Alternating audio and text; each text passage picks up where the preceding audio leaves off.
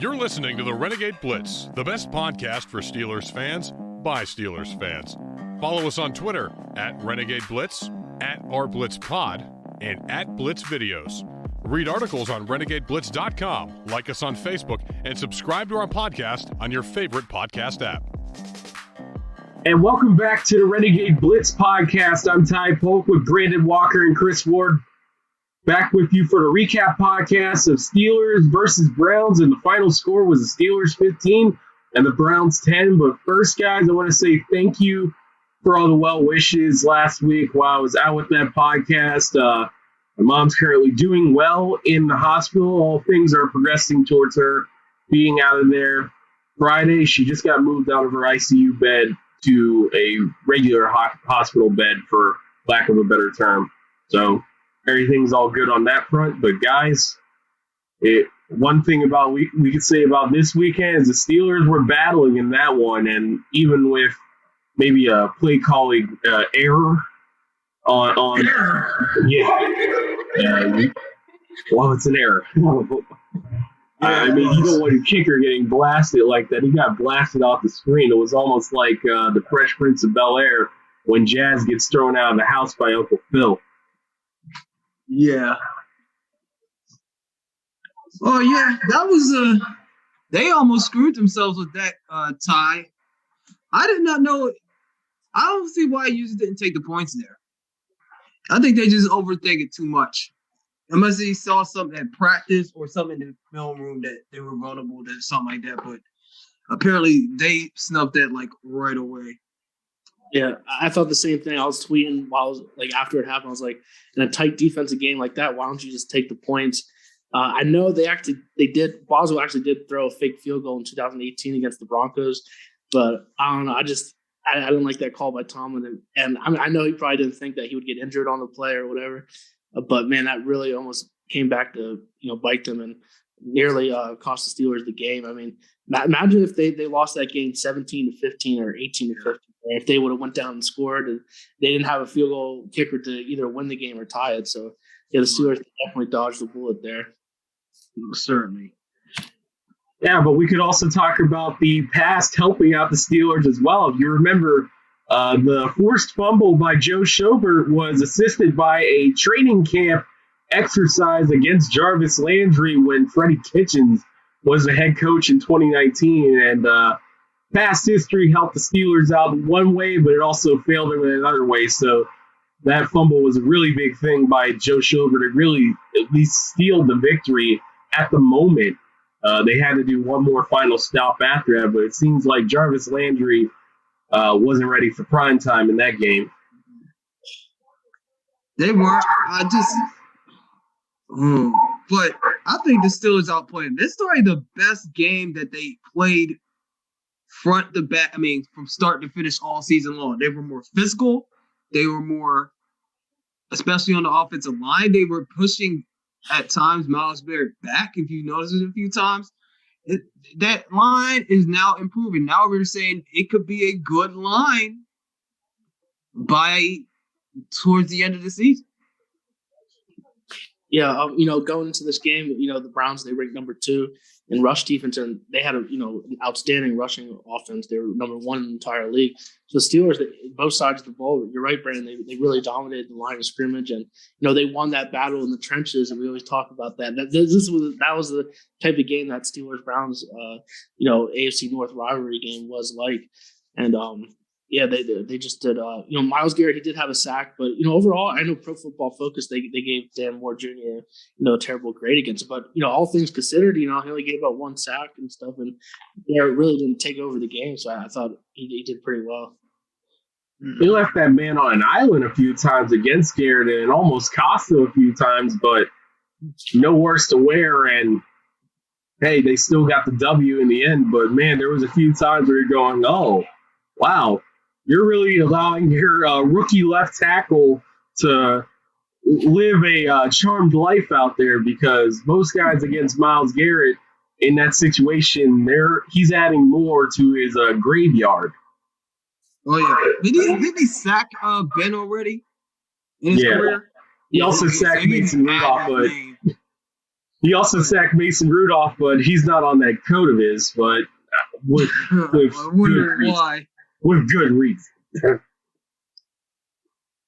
I wonder why. But this is the first time they beat Cleveland in a few years. And, I mean, they won in Cleveland in a few years. I didn't even know. It was like, because they had the tie. They beat that, Ben won in Cleveland. Overall, man, he owns the Browns in Cleveland 12-2-1 in his career, 25-3-1 overall against the Browns. So, and I don't know if you guys saw the photos on Twitter of Ben leaving the field and stuff. He looked like that. He knew that was his last game in Cleveland. He looked like he really took that one in and really appreciated that win. I know. That's why I picked the Steelers. When I'm like, Ben wants to do it one more time. I think he has one more,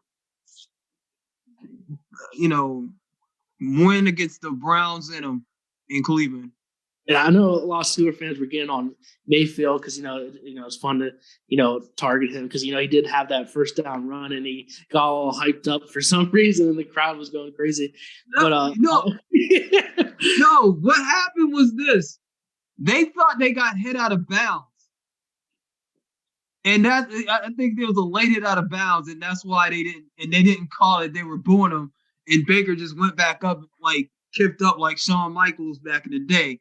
Yeah, it was a little dramatic, but Mayfield, he was playing hurt. He didn't play bad overall. He didn't have that much help. Jarvis Landry, if you're a Browns fan, like that, he basically lost the game for them. I thought, he had a couple drops. He had that crucial fumble in a tight game like that. Landry just he didn't come to play. And man, Odell Beckham Jr. I don't know what's going on there. 1 catch for 6 yards. I don't know if they're going to trade him tomorrow or deadline's tomorrow for the trade deadline, but. Do you think he's washed up, or do you think he's just not on the right team right now? He's not. I think he's not as great as he used to be. For Odell Beckham standards, I would think he was a little washed, but he's not on the right team anyway.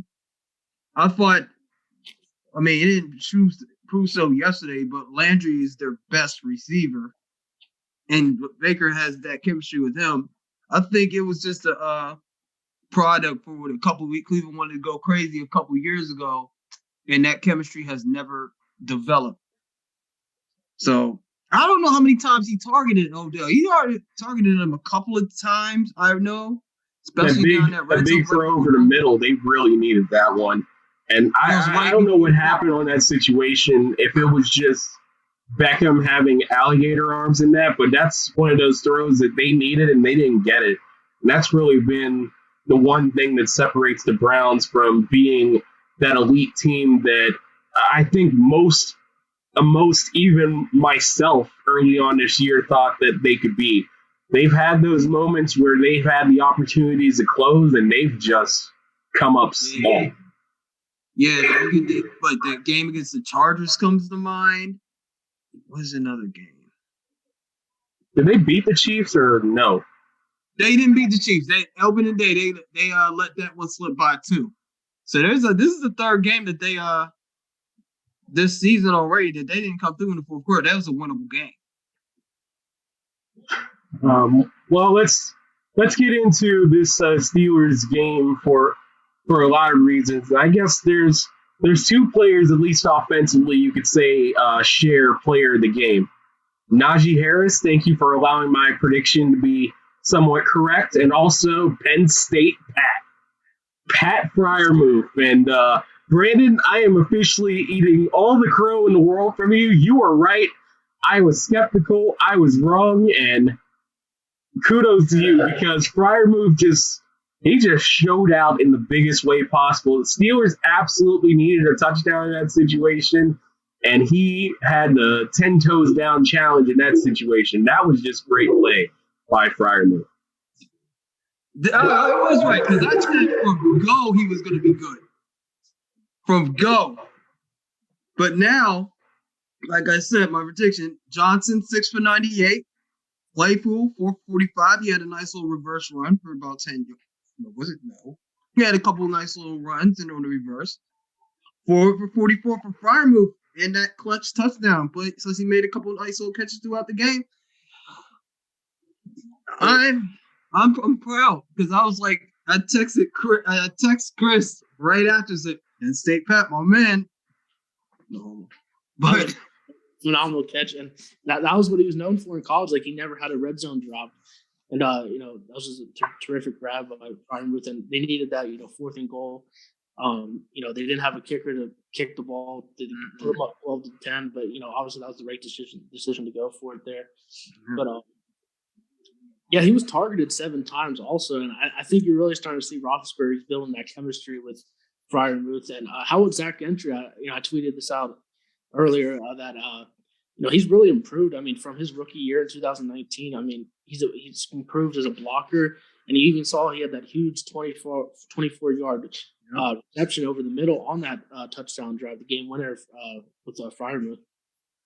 Mm-hmm. Yeah, we'll talk more about 2 things that really tie into this: the emergence of a few players and how that could make around this time tomorrow, we might see a little bit of a Steelers roster mini makeover, but we'll talk about that a little bit later. But guys, I want to talk about Najee Harris. He had the touchdown run. He had 96 yards rushing, over 100 yards total. A great game for him and exactly what the Steelers need. And you mentioned a little bit with the offensive line. He's starting to get those little mini chunks. He's getting first downs in 10 or 12 yard increments, and you're just waiting for him to bust one because it's coming. It's more likely to come than whatever is going to happen with Ray McLeod. But right now, Najee's close to breaking one, and it's going to be total fanfare whenever it happens. Yeah, he's actually 11th in the NFL in rushing rank. He's close to the top 10 in rushing yards. If you believe it or not, if you wouldn't have thought about that at the beginning of the year, but now he's starting to break out. But he's still averaging 3.7 yards a carry, which isn't quite ideal. So we'll see how the line develops and how the chemistry gets in. And man, he's just a violent runner.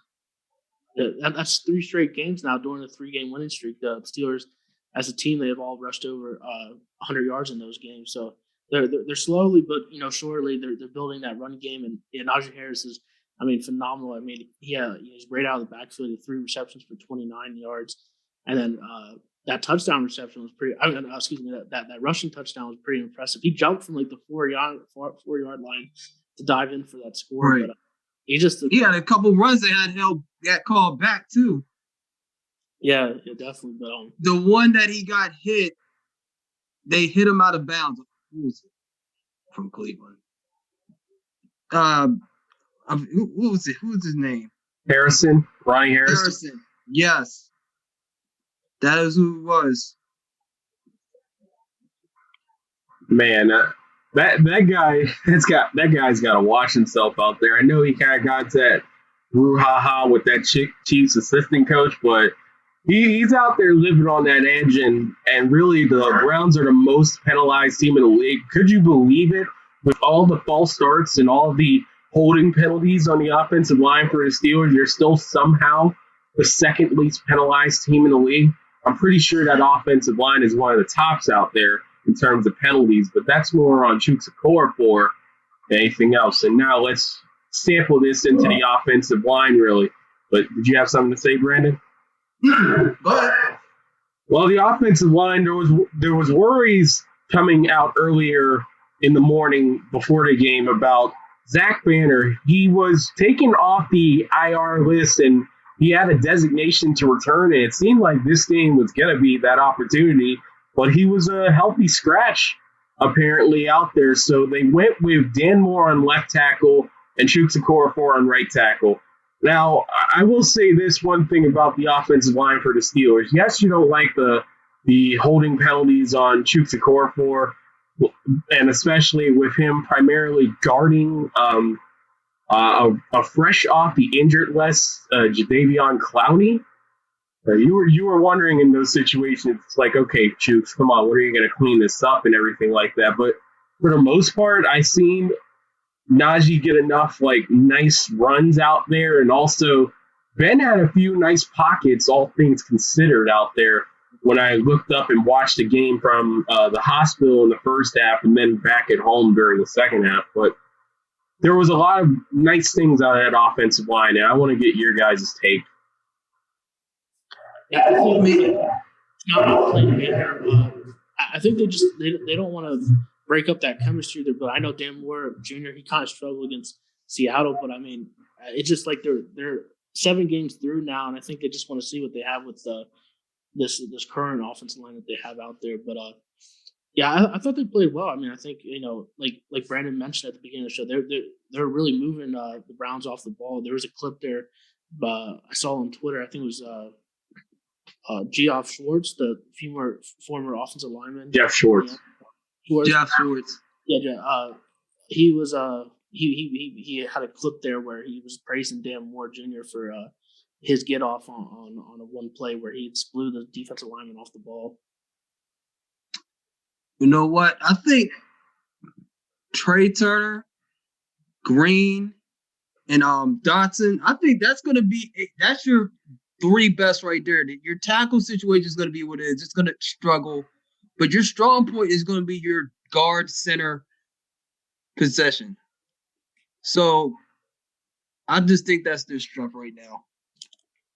Yeah, through the middle there in the interior, they've really improved over this season. I mean, the beginning of the year they were terrible, really. In the first like 3 games, really, because the fourth game they started to build some rapport with each other. But in the middle, they've been pretty good. Probably the tackles is kind of like where they struggle the most. But I mean, they're not doing too bad right now. I think all things considered, they're playing at a they're not dominating, I guess, per se.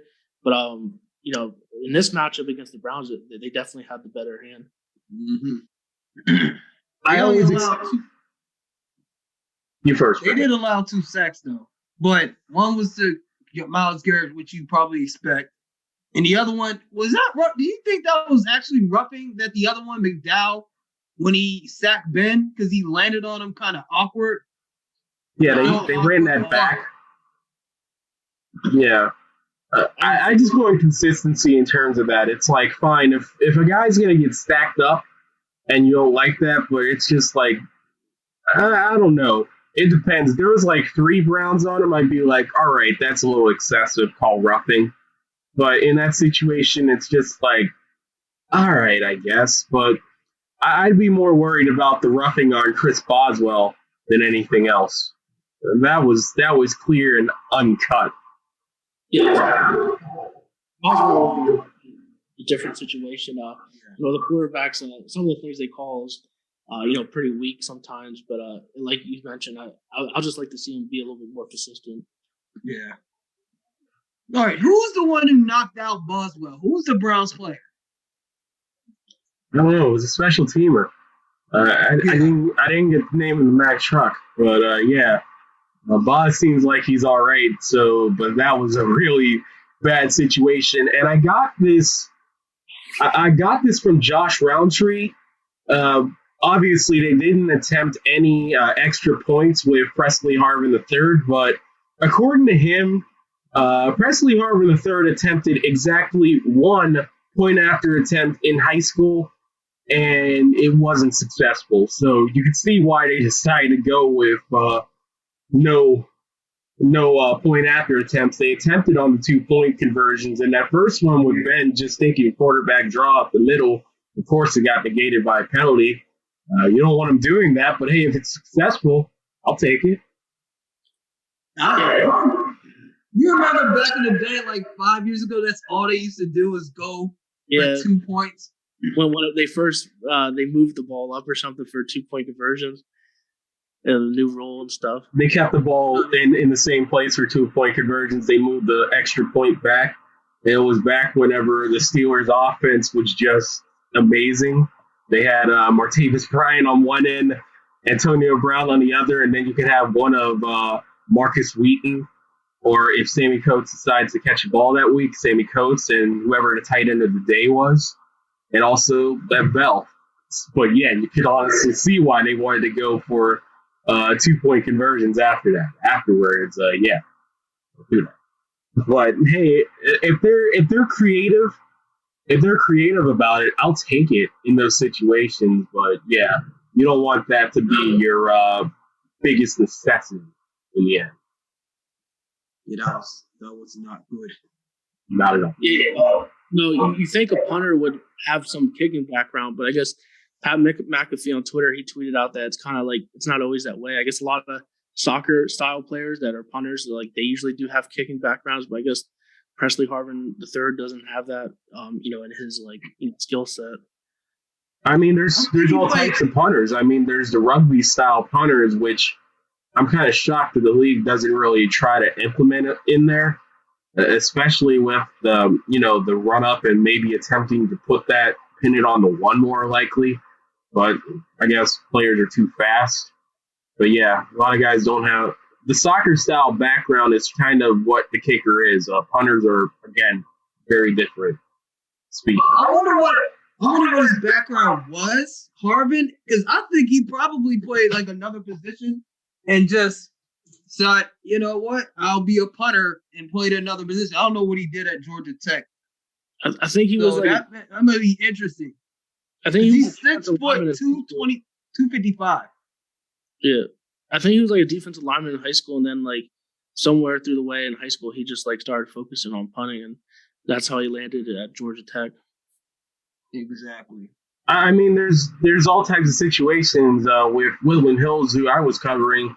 Their dual threat quarterback, who also lined up as a slot wide receiver and a corner, also kicked punts. He did punts. I mean, I guess there's really no specialization with that, and so I mean, it's whatever you need in this situation, I guess.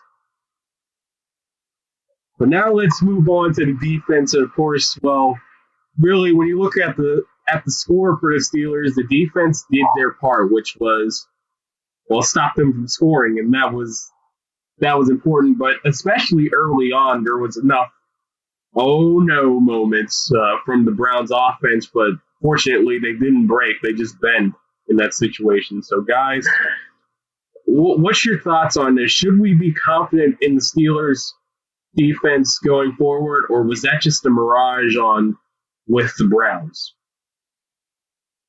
I think that no, I think they're still a good defense. I think we overrated them a little bit.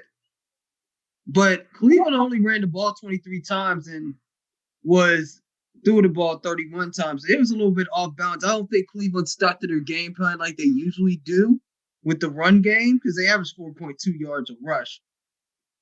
So I think they got a little bit too pass happy, and especially in the middle of especially when there was only a one-score game the entire time. I think they could have still ran their normal offense. They went a little bit stray. But they had 4 sacks.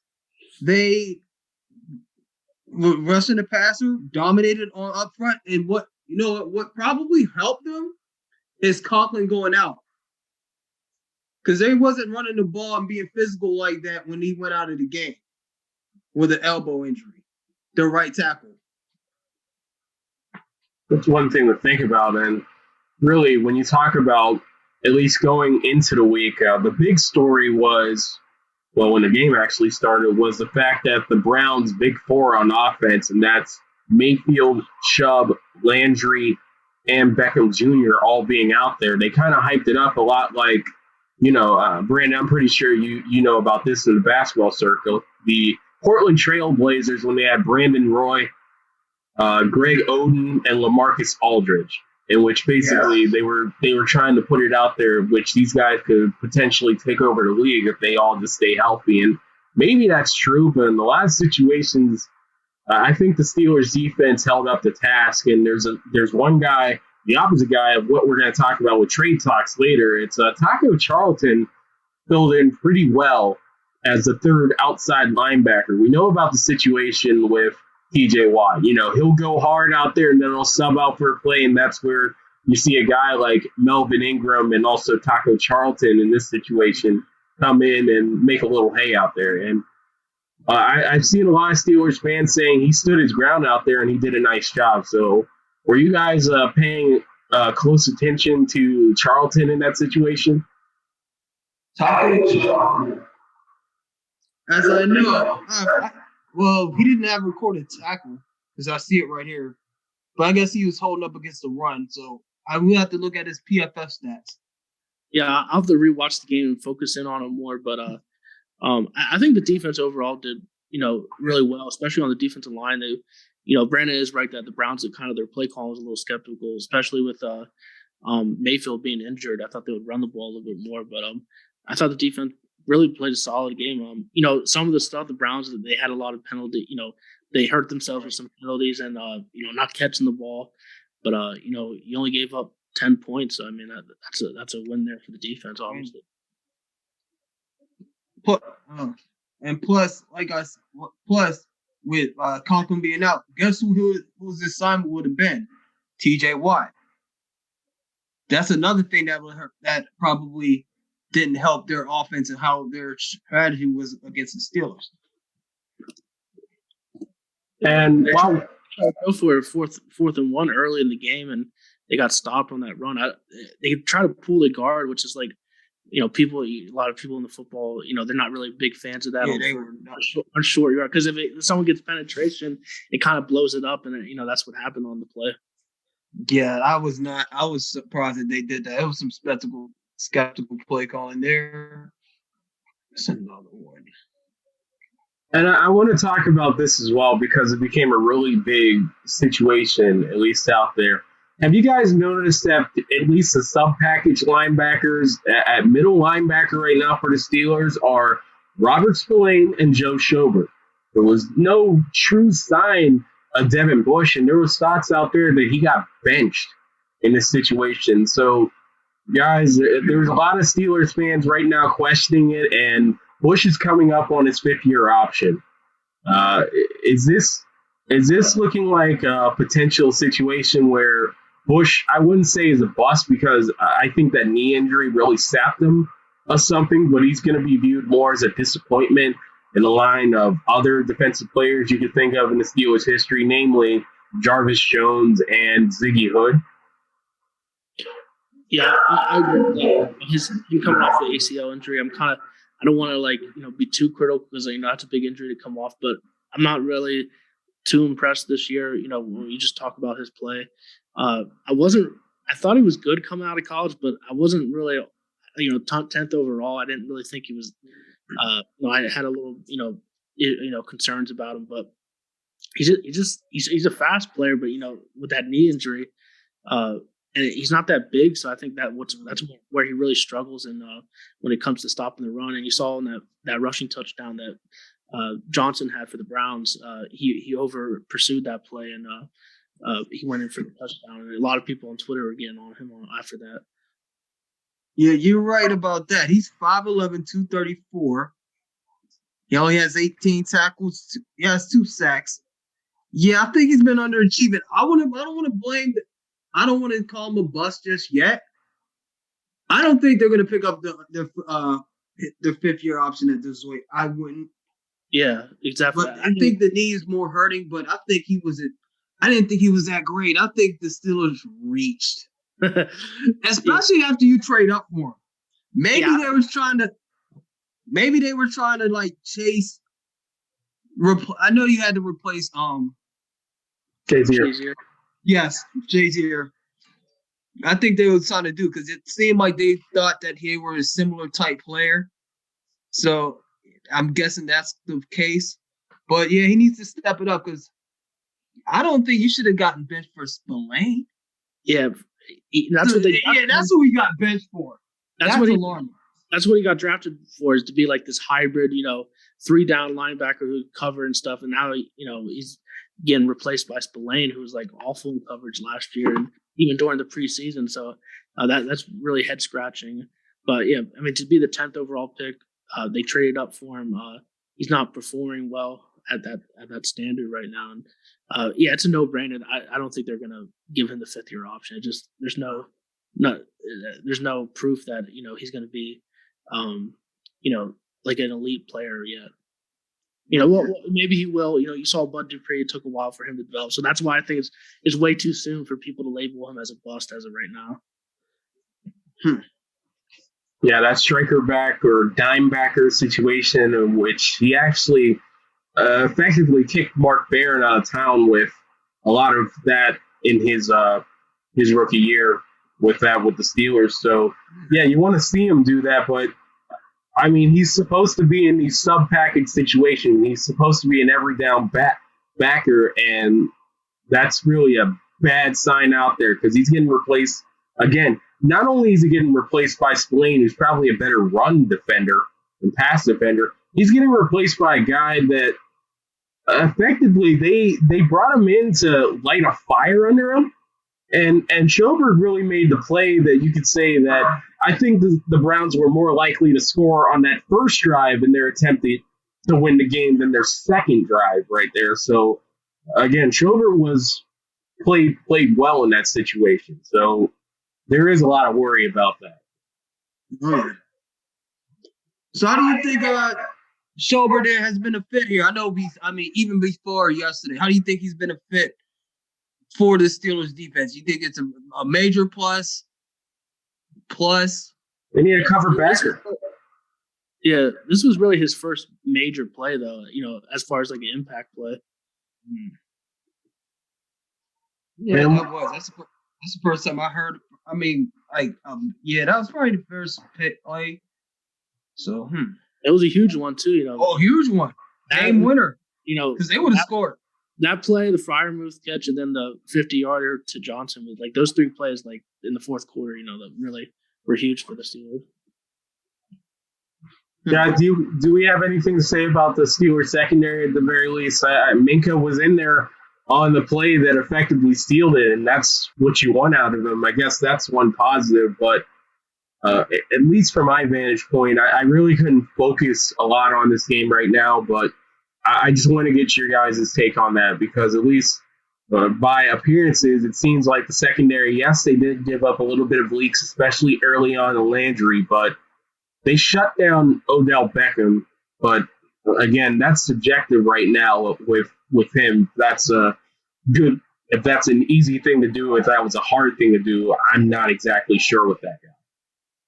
Yeah, the secondary, they kept everything in front of them. I think I read that the biggest pass gain that the Browns had was a 24-yarder. So, And it was the Hooper, wasn't it? It was in Njoku. Okay. Yeah, and then either long. Speaking of the run, just like Chubb, his longest run was a 21-yarder, and I think he finished the game with a 61-yard. So, overall, the defense played great. The secondary, as I mentioned, like Landry had that on that last drive, like he had that drop. He would have got a first down yardage too. I mean, that's just the Browns, they just can't have that happen, especially when they're trying to go in for a score to take the lead. But I thought they did well, the secondary. What do you think, Brandon? There really was no. They played well. If you don't hear too much from them, I can't tell about the stats of their tackling. Hayden made a couple plays against his old team. You didn't hear too much about them, so that's a good thing. Nobody was talking trash on them, but Cleveland dropped a couple passes, especially Jarvis Landry. But overall, I think they played a solid game. Allowed 225 yards passing. They helped out the defensive line, get a couple coverage sacks. So they're on that 4th and 12 play, the Browns' last offensive play. Do you think that was a drop by Landry? Or Minka wasn't too far behind him. I have to look back, but I don't know if he got his hand in there. But I know he was on the ball. Do you think Landry should have made that play, or would you charge that as like a drop?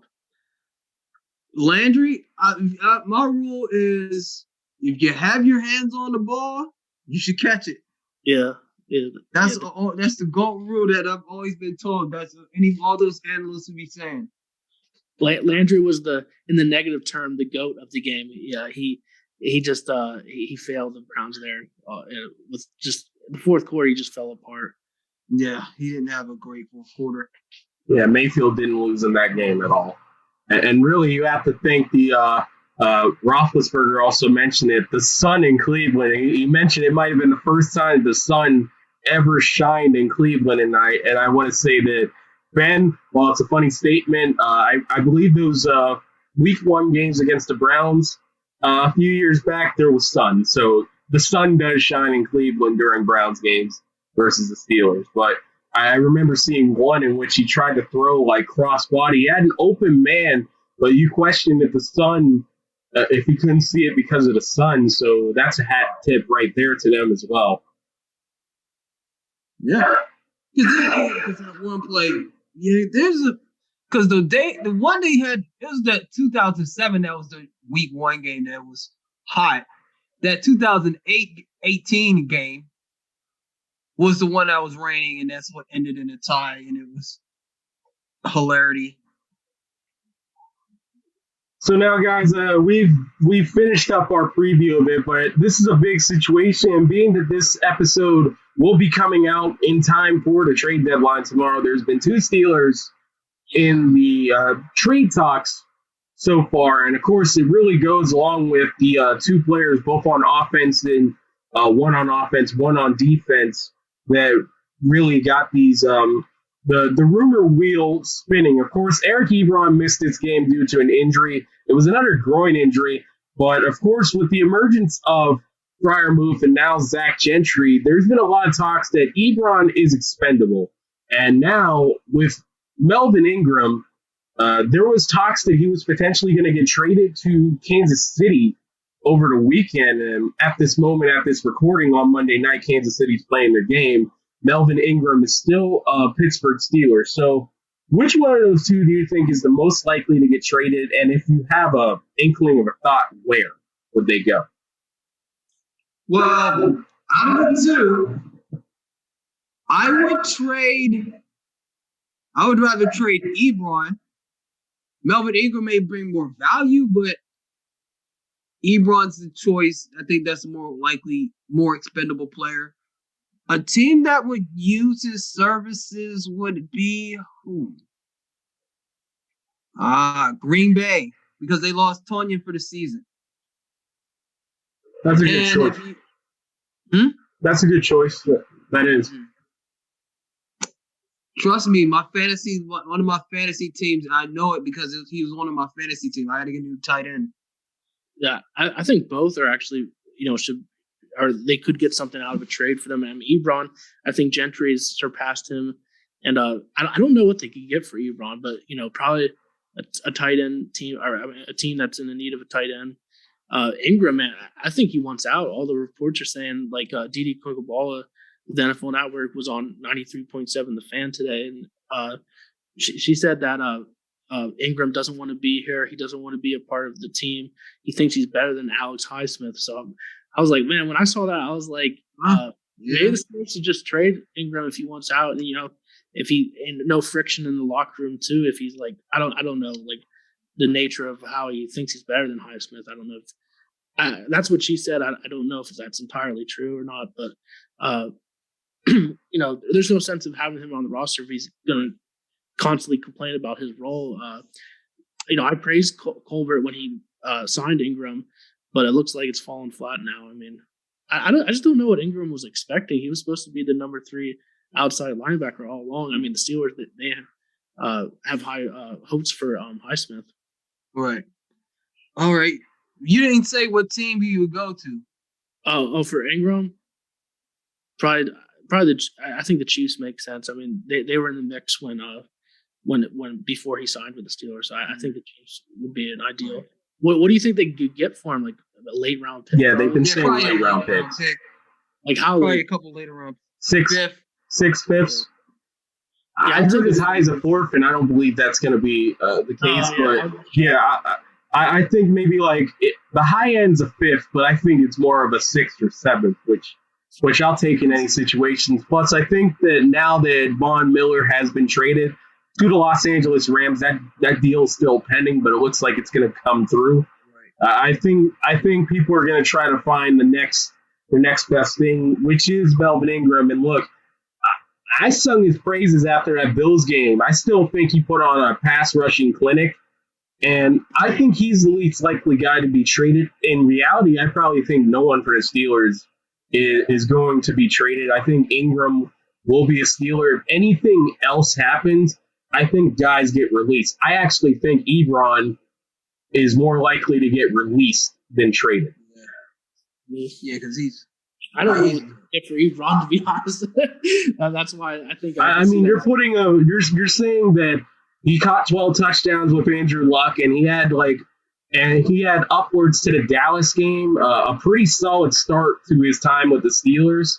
And it seemed over the last few weeks, at least his stock has gone up a little bit because he's hanging on to the ball more. So maybe you're hoping that another change of scenery and in a short burst, he could do what he did with the Colts and early on with the Steelers. So that's about the one thing you could say if you're trying to trade him off. But I don't know, man. I mean, in that situation with him, it's just like maybe if he was cleaner with it. The one thing that works out for him is contract, but also that also works with the Steelers in terms of the cap. If they could cut him for nothing. Oh. So, who do you think they should trade for? The Steelers. If anybody's available, who do you think that? I know it might not be a big name because that's not what they do. Who do you think would be a name they should go after?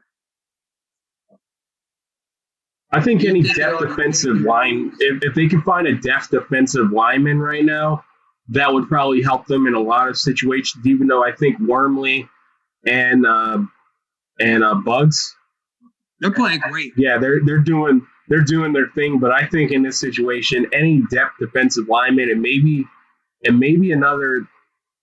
depth offense, not depth offense. I'd say depth outside linebacker, maybe. Yeah, that's what I was thinking. Maybe a depth outside. Never depth outside linebacker. You have what's his name? You got Ingram already, so you're just gonna try to trade him just to get another depth player that will keep his mouth shut. If you can find a swamp, I take it over anything right now. But if someone is willing to give something for Ebron, and if they're throwing back a corner, you take it. But I don't think at this time of the game, especially with the NFL, in terms of it, like really the trade deadline in the past few years has really started popping up. I mean, beforehand, nothing would happen at the trade deadline with the NFL. It was just basically there to say that, look, we're like every other league. We have a deadline as well. I don't think it really matters much right now. So, well, it matters more now, but I don't think it ever mattered much. And now it's just something that's there. And maybe with the extra game, that probably allows more of a situation because you can get a guy acclimated with one more game before the playoff.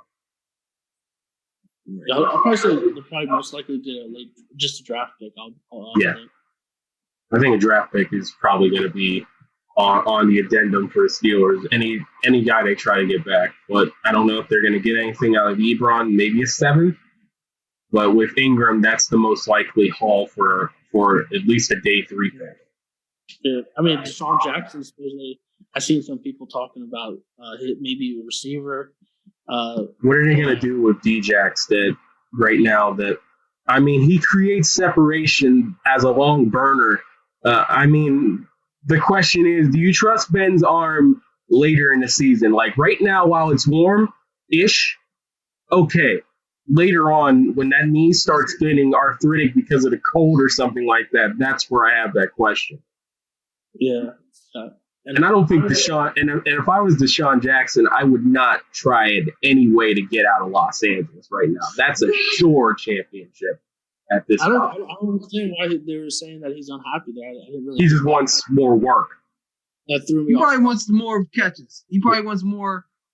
Well, I mean, he's not like their big, he's like a veteran receiver. Cooper Kupp's like their main guy. So I don't know. You think you might just want to hang on there for a championship possibility? Yeah, I think like he's their weapon. He can still get down the field, even at his age. So you're right. The Rams will keep that asset. I don't know. They're missing Juju right now. Obviously, he's out for the year, and I don't know what's going on with James Washington and Ray-Ray McCloud. I'm not really too high on him as a receiving option. If they can get a swamp for Washington, fine. But unless I can only see Jackson going in a swamp. Other than that, I just don't see any reason for him to be a Steeler. They're not. Yeah, I don't see it either. But where would you think? You said you would think that Melvin Ingram would go to the Chiefs. Well, the Steelers didn't want to initially accept that trade because apparently they're still under the assumption that they can contend, and why give it to a contender? Well, he could trade him to another team who could use a pass rusher, and that team is the Dallas Cowboys. I think they could use a pass. And I hate, and it disgusts me to say that, but I just don't get why he wants out. Like, do you think the Steelers gave false advertising or something that they were gonna? I don't think how you can really see that. You can see that they had a lot of stock in Highsmith. I guess did he think he could at least like latch on to like most of the snaps with Highsmith, who's in his second year? Did he think he could at least win the majority of the snaps against him? That's a different thing, but I don't think that was ever really going to be the case unless Highsmith got hurt and Ingram put together more performances like he did in week 1. Yeah. Guys, he was just had stuff, but I just don't want it to be like a James Harrison part 2 situation where like it's starting to like he'll be a negative vibe in the locker room and stuff, and you just don't want that going on. I don't think LeGarrette Blount's going to walk through that door for the Steelers. But, guys, that's all we have for this podcast. And one more thing, we also talked about my mother doing well in the hospital. I want to give the best wishes to Zach Napolitano, who's also one of the Twitter account runners with you, Chris. He had a birth of a healthy baby girl over the weekend, so congratulations to him as well. Yeah, congrats to Zach. He moved into a new house just a few weeks ago, and he has a new baby there. So yeah, definitely congratulations to Zach and his family. Who knows? Maybe he'll get on the podcast again with us very soon. But for now, that's all for us. That's the end of our Steelers-Browns recap. And now coming up next is the Chicago Bears. And with Justin Fields coming into town and a lot of things going on with the Bears behind the scenes with Matt Nagy. And, of course, there's also, we mentioned it with the Urinating Tree podcast, whatever's going on in Arlington Park. You never know. We might ask the entire situation with the Bears, and we'll have someone with us to talk about that. And so stay tuned with us. For Chris Ward and Brandon Walker, I'm Ty Polk. Thank you for tuning in to the Renegade Blitz. Thank you for listening to the Renegade Blitz podcast. Follow us on Twitter at Renegade Blitz, at OurBlitzPod, and at Blitz Videos. Read articles on RenegadeBlitz.com. Like us on Facebook and subscribe to our podcast on your favorite podcast app. The Renegade Blitz podcast is available on Apple Podcasts, Google Podcasts, YouTube, Spotify, and wherever else you can listen to podcasts.